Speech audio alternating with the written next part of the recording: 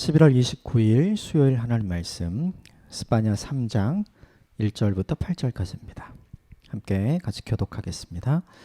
패역하고 더러운 곳 포악한 그 성읍이 화 있을진저 그가 명령을 듣지 아니하며 교훈을 받지 아니하며 여호와를 의뢰하지 아니하며 자기 하나님에게 가까이 가지 아니하였도다. 그 가운데 백성들은 부르짖는 자요 그의 재판장들은 이튿날까지 남겨두는 것이 없는 저녁 일이요 그의 선지자들은 경솔하고 간사한 사람들이요 그의 제사장들은 성소를 더럽히고 율법을 범하였도다. 그 가운데 계시는 여호와는 의로우사 불의를 행하지 아니하시고 아침마다 빠짐없이 자기의 공의를 비추시거늘 불의한 자는 수치를 알지 못하는도다. 내가 여러 나라를 끊어버렸으므로 그들의 망대가 파괴되었고 내가 그들의 거리를 비게 하여 지나가는 자가 없게 하였으므로 그들의 모든 성읍이 황폐하며 사람이 없으며 거주할 자가 없게 되었느니라. 내가 이르기를 너는 오직 나를 경외하고 교훈을 받으라. 그리하면 내가 형벌을 내리기로 정하기는 하였지만 너의 거처가 끊어지지 아니하리라 하였으나 그들이 부지런히 그들의 모든 행위를 더럽게 하였느니라. 나 여호와가 말하노라. 그러므로 내가 일어나 벌할 날까지 너희는 나를 기다리라. 내가 뜻을 정하고 나의 분노와 모든 진노를 쏟으려고 여러 나라를 소집하며 왕국들을 모으리라. 온 땅이 나의 질투의 불에 소멸되리라. 아멘. 이것은 하나님의 말씀입니다. 스바냐서를 함께 읽고 있고 이제 마지막 3장에 관한 이야기를 함께 나누는데요. 오늘 본문 몇 가지만 전체적으로 내용을 좀 살펴보고 또 우리에게 적용할 말씀을 좀 나눠보도록 하겠습니다. 본문 1절 말씀 같이 읽겠습니다. 시작. 패역하고 더러운 곳 포악한 그 성읍이 화 있을진저. 패역하고 더럽고 포악함이 있는 그 성읍. 이 성읍이 어디를 이야기하는 거냐면 예루살렘을 이야기하는 거예요. 예루살렘은 샬롬의 도시, 평화의 도시이고 중요한 건 성전이 있는 도시였죠. 그러니까 찬송의 도시였고 예배의 도시였고 감사의 도시였고 그리고 무엇보다 날마다 하나님을 만나는 제사가 있었던 제사의 도시였어요. 그러니까 모든 이스라엘 백성들이 예루살렘을 생각하면 뭐냐 하면 거룩한 곳, 하나님과 가장 가까운 곳, 그런 이미지를 떠올리게 되는 거죠. 그런데 오늘 하나님께서 스바냐 선지자를 통해서 이야기해 주신 건 뭐냐 하면 사람들이 생각하는 그 거룩한 이미지, 그 경건한 이미지, 예배의 이미지, 찬송의 이미지, 감사와 감격의 이미지가 있는 게 아니라 실제는 얼마나 패역하고 얼마나 더럽고 얼마나 포악함이 있는지를 알려주시는 거죠. 이 본문이 우리에게 주는 메시지는 뭐냐 하면 예루살렘의 겉과 예루살렘의 속이 얼마나 다른지를 하나님께서 스바냐를 통해 고발하고 있는 거예요. 이 본문이 우리에게 적용이 되죠. 우리는 어떤 사람을 기뻐하고 좋아하냐면 겉과 속이 같은 사람, 한결같은 사람. 즉 우리가 쉽게 얘기하면 투명한 사람, 이런 사람 우리가 존경하고 사랑하고 좋아하잖아요. 그런데 겉과 속이 다른 사람을 우리 굉장히 싫어하죠. 그런데 오늘 이 본문이 보여주는 모습은 뭐냐면 예루살렘이 그렇다. 이걸 우리에게 적용하면 우리도 그렇지 않은가. 우리의 겉과 우리의 속이 이렇게 다르지 않은가를 우리에게 생각해보고 적용해볼 필요가 있는 거죠. 하나님이 다 하시는 거예요. 다 보고 계시는 거고 다 꿰뚫고 계시는 거죠. 사람은 속일 수 있지만 하나님은 속일 수 없다는 것이 1절의 말씀에서 확 드러나게 되죠. 이것을 우리에게 좀 적용했으면 좋겠어요. 하나님 우리를 다 알고 계신데 우리 인생을 살아가면서 내가 얼마나 투명한 인생으로 점점 더 바뀌어 갈 수 있을 것인가. 그런 날이 좀 부끄럽지만 좀 속히 오게 되면 좋겠어요. 이 말씀이 저에게도 전혀 괴리감이 있는 말씀이 아니에요. 제 마음에도 이런 것이 굉장히 많으니까요. 오늘 본문 2절과 3절과 4절에는 이 1절에 등장하는 패역함, 더러움, 포악함이 구체적으로 무엇인지를 명확하게 기술을 합니다. 2절 같이 읽겠습니다. 시작. 그가 명령을 듣지 아니하며 교훈을 받지 아니하며 여호와를 의뢰하지 아니하며 자기 하나님에게 가까이 나아가지 아니하였도다. 아까 예루살렘은 예배의 도시, 제사의 도시, 찬송의 도시, 기도의 도시, 감사의 도시. 그렇죠? 그러니까 사람들이 생각하면 굉장히 경건하고 하나님과 가까운 걸 생각하는 거죠. 그런데 오늘 본문 2절에 나온 걸 보면 명령을 듣지 않았다. 귀가 닫혀 있는 거예요. 그 자리에서 듣기는 하지만 그걸 듣고 소화하고 내 마음에 새기지는 않는 거죠. 그래서 2절에 보면 교훈을 받지 아니한다.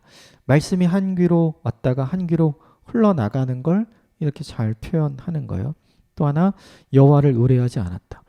하나님을 믿고 하나님을 사랑하고 하나님을 섬기려고 가서 예배하고 제사하는데 하나님을 전적으로 의지하지는 않는 거예요. 무엇보다 중요한 게 2절 제일 마지막에 자기 하나님에게 가까이 나아가지 아니하였도다. 이게 굉장히 중요해요. 하나님이 남의 하나님, 자기 하나님이 아닌 거예요. 나의 하나님이 아닌 거죠. 그냥 하나님이에요.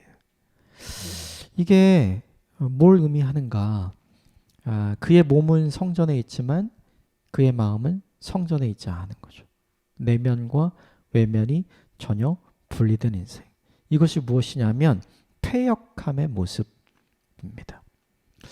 하나님의 말씀을 듣지만 마음에 새기지는 않고 하나님의 말씀을 받지도 않고 무엇보다 하나님을 의지하지도 않고 내가 하나님을 내 하나님으로 여기지 않는 인생을 사는 것.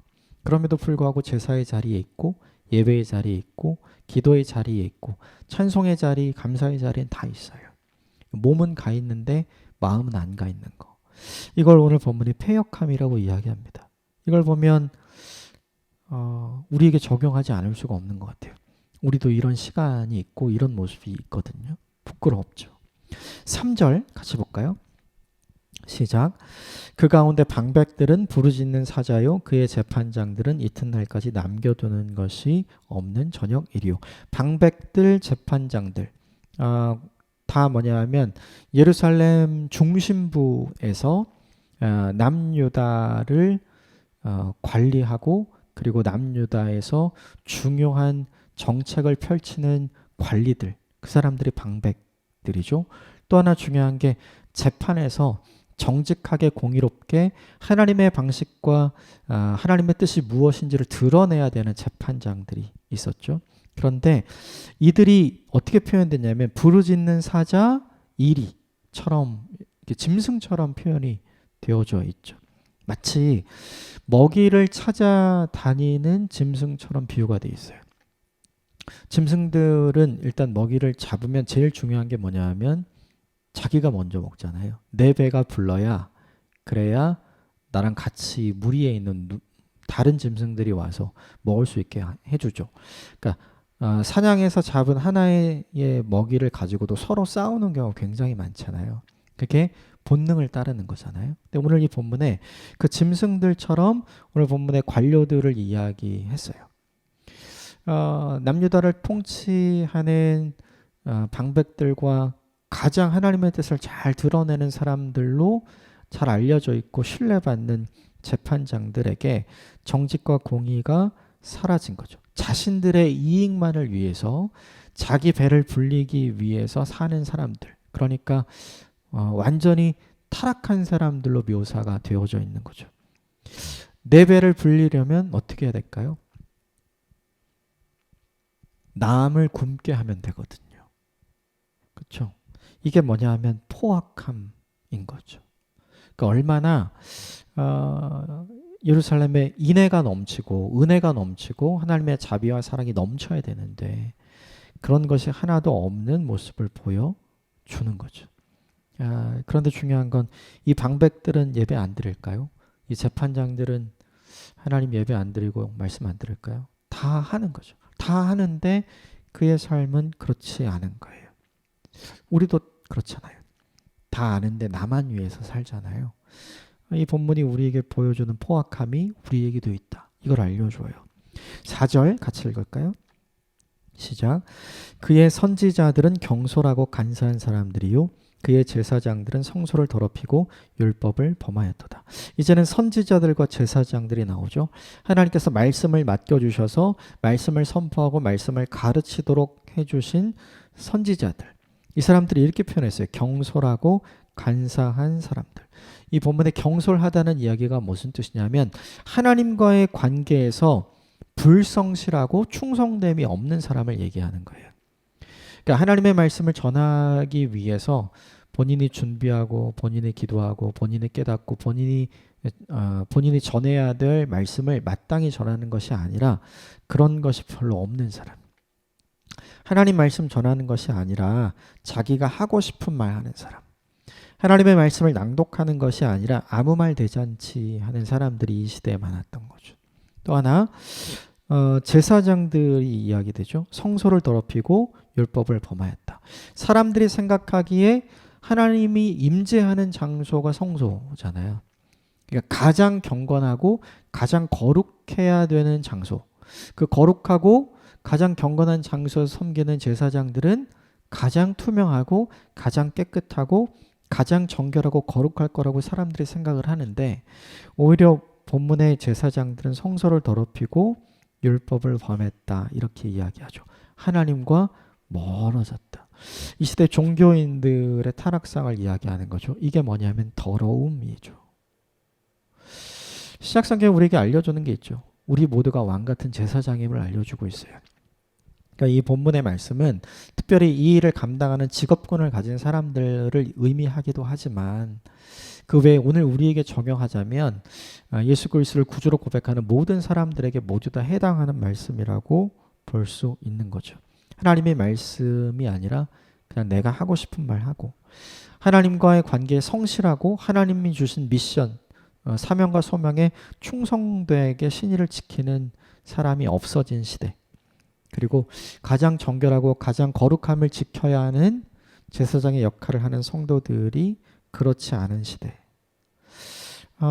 오늘 2절부터 4절까지 이 패역함과 포악함과 더러움의 모습은 우리 본문 시대에 있었던 모습이기도 하지만 여전히 지금 우리 시대에도 있는 모습이고 이게 저와 여러분의 숨겨진 모습이 아닌가 생각이 들어요. 그래서 이 본문을 보면서 우리에게 적용하고 싶은 것이 있어요. 하나님이 왜 이걸 말씀하시는가? 이유는 한 가지죠. 겉과 속이 똑같은 예루살렘이 되었으면 하는 마음으로 이 이야기를 해주시는 거잖아요. 우리에게 이걸 좀 적용했으면 좋겠어요. 겉과 속이 다른 예루살렘의 모습, 오늘 패역함과 포악함과 더러움을 갖고 있는 이 모습이 우리에게서 떠나가는 인생이 되었으면 좋겠습니다. 쉽지는 않은 것 같아요. 그런데 안 되진 않죠. 우리가 노력하지 않기 때문에 안 되는 것 같아요. 이것을 잘 극복해가는 저와 여러분이 되었으면 좋겠습니다. 그런데 오늘 그런 사람들 사이에 하나님이 하시는 일이 하나 있습니다. 5절 같이 읽읍시다. 시작. 그 가운데 계시는 여호와는 의로우사 불의를 행하지 아니하시고 아침마다 빠짐없이 자기의 공의를 비추시거늘 불의한 자는 수치를 알지 못하는도다. 그 가운데 계시는 여호와는 하나님이 어디 계세요? 거기 계시는 거죠. 패역한 자들이 모여있는 곳, 포악한 자들이 모여있는 곳, 더러운 자들이 모여있는 곳에 하나님 피하시지 않고 하나님은 거기에 계시다는 거예요. 거기서 하시는 일이 있어요. 매일 하나님께서 하시는 일이 있는데 아침마다 빠짐없이 자기의 공의를 비추시거늘. 즉 날마다 패역함과 포악함과 더러움 가운데 있는 사람들이 하나님을 알 수 있도록 하나님의 비추어 주시는 빛에 의해서 자기 자신을 얼마나 패역하고 포악하고 더러운지를 볼 수 있도록 하나님께서 계속해서 빛을 비추어 주시는 거죠. 이게 놀라워요. 우리는 이런 사람 있으면 옆에 있으려고 하지 않잖아요. 어떻게든 엮이고 싶지도 않고 보고 싶지도 않고. 그런데 하나님은 달라요. 그 사람들 사이에서 그들을 바꾸기를 원하고 그들을 변화시키기를 원하고 그걸 하기 위해서 하나님은 한결같이 매일 하나님이 비추어 주시는 하나님의 빛이 있다는 거죠. 이게 놀라운 일인 것 같아요. 하나님은 정말 우리랑 다른 거죠. 패역함과 포악함과 더러움에도 불구하고 거기에 함께 하시기를 원하시는 하나님, 변화를 원하시는 하나님의 마음이 이 본문에 드러나죠. 근데 그럼에도 불구하고 사람들이 매일같이 하는 일이 있어요. 여러분 5절에 불의한 자는 수치를 알지 못하는도다. 하나님께서 매일 아침마다 그의 빛을 비추어 주심을 깨닫게 하시는 거예요. 그런데 깨달음이 있지만 돌이키지는 않는 거죠. 반복해서 자신의 삶의 패턴을 유지하는 거예요. 이게 잘못됐다는 건 알지만 그걸 바꾸지는 않는 거죠. 그래서 계속해서 반복해서 잘못된 삶을 살아가는 거예요. 곰곰이 생각을 해보면 이스라엘의 죄가 무엇일까를 생각을 해봐요. 남유다의 가장 큰 죄가 무엇일까? 이 패역함과 포악함과 더러움을 가진 거 분명히 죄죠. 이게 변질된 거니까. 그런데 그것보다 더 큰 죄가 있어요. 이게 뭐냐 하면 그것이 죄라는 걸 알려주신 하나님이 계시고 자신들이 바뀌어야 되는 사람인 줄 알면서도 자신들의 삶을 바꾸지 않은 죄. 이 완고함의 죄가 반복하는 이 죄가 사실은 더 큰 죄인 거죠. 근데 이게 저의 양심을 찌르고 저와 여러분의 양심을 찌르는 것 같아요. 우리도 의지적으로 고치지 않는 것들이 있잖아요. 하나님이 고치기를 원하셔서 계속 깨닫기는 하시는데 하기 싫어서 내가 원하지 않아서 하고 싶지 않아서 내가 고치지 않고 바꾸지 않고 계속해서 반복해서 하는 잘못된 행동들, 잘못된 생각들, 잘못된 선택들이 있지 않는가 생각을 해보게 돼요. 이 5절 말씀이 저에게 큰 위로와 힘도 됩니다. 그럼에도 불구하고 하나님 함께 하시는구나. 그런데 또 실망하게 돼요. 그럼에도 불구하고 사람은 이런 모습이구나. 근데 이게 저의 모습이에요. 이것이 어쩌면 우리의 모습인지 모르겠어요. 그럼에도 불구하고 사랑하신 하나님 때문에 힘을 얻었으면 좋겠고 그럼에도 불구하고 고치지 않는 인간의 모습을 보면서 나 자신에 대한 신뢰, 나 자신에 대한 믿음 이것이 얼마나 허황된 것인지를 깨닫고 돌이키는 오늘 하루가 되었으면 좋겠습니다. 7절 말씀 같이 볼까요? 7절 시작. 내가 이르기를 너는 오직 나를 경외하고 교훈을 받으라. 그리하면 내가 형벌을 내리기로 정하기는 하였지만 나의 거처가 끊어지지 아니하리라 하였으나 그들이 부지런히 그 모든 행위를 더럽게 하였느니라. 6절에 보면 과거 역사를 통해서 하나님께서 이런 심판과 이런 징계를 내가 내릴 거야. 돌이켜야 돼 라는 메시지를 계속해서 보여주었다는 내용을 이야기를 합니다. 그리고 결론적으로 너는 나를 경외하고 오직 나를 경외하고 즉 우상 숭배로부터 돌아서고 내가 너에게 하는 교훈을 받으라. 너의 내면과 너의 외면의 삶을 바꾸라. 우리 1장에서 함께 본 것처럼 하면 겸손과 공의를 찾는 인생으로 바뀌어라. 하나님을 찾는 인생으로 바뀌어라. 이렇게 계속 이야기를 했던 거죠. 그렇게 하면 오늘 본문 7절에 있는 것처럼 내가 형벌을 내리기로 정했지만 내가 돌이키겠다. 내가 마음을 바꾸겠다. 나는 너희와 함께 하고 싶다. 이 의견을 계속해서 하나님께서 선지자들을 통해 계속 알려주신 거죠. 스파냐 이전에 남한국 북한국에서 사역했던 모든 선지자들의 동일한 메시지가 뭐냐 하면 돌아오라잖아요. 그러니까 이미 역사를 통해서 하나님이 그 일을 계속해서 해주셨다는 거예요. 그런데 사람들이 했던 것은 7절 마지막에 이렇게 되어 있어요. 그들이 부지런히 그들의 모든 행위를 더럽게 하였느니라. 하나님은 부지런히 이 유다 백성들, 이스라엘 백성들을 찾아와서 돌아오라 이야기하셨지만 이스라엘 백성이나 남유다 백성은 부지런히 하나님이 이야기해 주신 것을 듣고 흘리고 자기가 원하는 인생을 산 거죠. 그래서 오늘 본문의 이야기처럼 그들의 모든 행위를 더럽게 하였다. 오늘 본문 앞에 나온 것처럼 패역함과 포악함과 더러움이 그들의 인생 가운데 가득 있게 했다는 거죠. 하나님은 우리의 변화와 성숙을 위해서 부지런히 일하시는 분이지만 우리는 변화와 성숙을 거부하고 부지런히 하나님의 뜻을 따르지 않고 패역함과 포악함과 더러움을 향해서 나갔다는 거죠. 이 본문이 우리에게 알려주는 바가 있어요. 그게 뭐냐 하면 오랫동안 가르쳐도 듣지 않는다. 오랫동안 보여줘도 믿지 않는다. 왜 믿지 않고 듣지 않았을까요?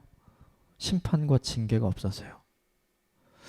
만약에 하나님께서 문제가 있을 때마다 심판과 징계를 계속했다면, 그들이 뿌린 대로 바로 걷게 하고 그들이 잘못한 대로 바로 심판했다면 바뀌었겠죠.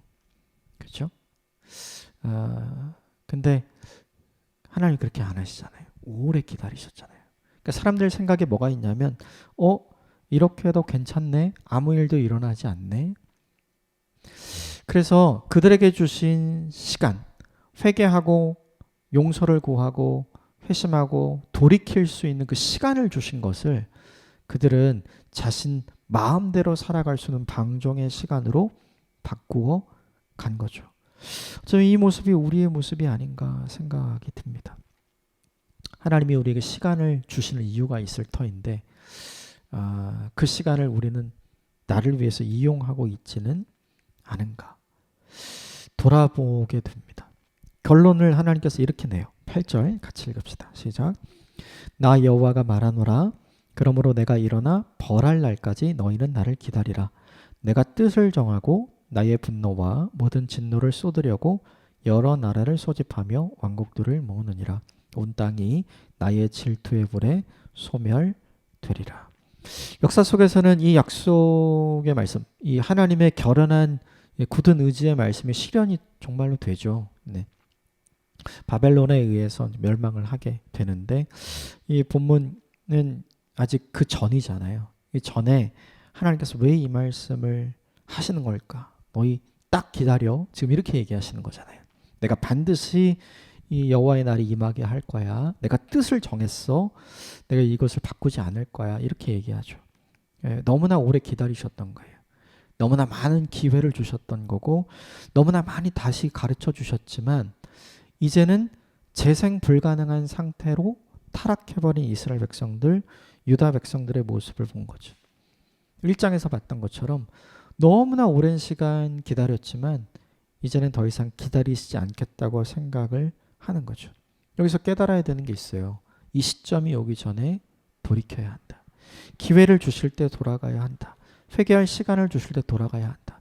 그런데 기회를 주고 회개할 시간을 주면 우리는 아무 일도 일어나지 않네? 라고 생각하면서 오히려 그 시간을 방종의 시간으로 쓰는 거죠. 그게 우리의 문제인 거죠. 하나님의 의도와 우리의 생각이 너무나 다른 거예요. 우리는 하나님의 입장을 생각하지 않는 사람이니까요. 오늘 본문을 보면 참 슬퍼집니다. 왜냐하면 하나님의 마음을 알아주지 않는 유다 백성들, 이스라엘 백성들을 향해 끊임없이 하나님은 기회를 주시고 끊임없이 그들을 보호하려고 하시고 끊임없이 그들과 함께 하려고 하시는 하나님의 마음이 느껴지거든요. 그런데 그걸 유다 백성들이 받아주지 않는 거죠. 저와 여러분이 오늘 본문에 등장하는 유다 백성과 같지 않았으면 좋겠습니다. 오늘 본문 세 가지를 우리가 함께 나눴어요. 정리를 해보면 예루살렘의 모습, 겉으로 드러나는 모습과 속 안의 내용은 완전히 달랐죠. 가장 경건하고 가장 거룩할 것 같지만 가장 패역하고 가장 포악하고 가장 더러웠던 모습이 예루살렘에 있었어요. 하나님 원하시는 것은 한결같은 모습이다. 저와 여러분의 모습을 그런 모습으로 만들어 갔으면 좋겠어요. 한결같은 모습, 겉과 속이 동일한 모습의 사람으로 성장하고 성숙했으면 좋겠습니다. 두 번째는 뭐냐 하면 하나님께서 그 가운데 계셔서 매일 깨닫게 하시잖아요. 은혜죠. 사랑이죠. 그럼에도 불구하고 깨닫긴 하지만 돌이키지 않아요. 하고 싶지 않은 거죠. 아무 일도 생기지 않아서요. 반복하는 죄, 돌이키지 않는 죄, 알고도 돌아가지 않는 죄. 이 죄가 얼마나 큰 것인가 다시 한번 생각했으면 좋겠어요. 그래서 돌이켜야 할 것을 돌이키는 저와 여러분이 되었으면 좋겠습니다. 마지막 세 번째 무엇인가? 하나님이 오래도록 가르쳐 주실 때, 하나님이 계속해서 기회를 주실 때, 하나님께서 계속해서 우리에게 시간을 주실 때, 그때 빨리 돌이키는 사람이 되어야겠다. 그 시간을 부지런히 나 자신을 망가뜨리는 시간으로 쓰지 않아야 되겠다. 오히려 그 시간 동안 하나님을 닮아가는 사람이 되어야 하겠다. 이것을 기억하시면서 오늘 우리의 삶에 적용하는 저와 여러분이 되시기를 주님으로 축복합니다. 함께 기도하겠습니다.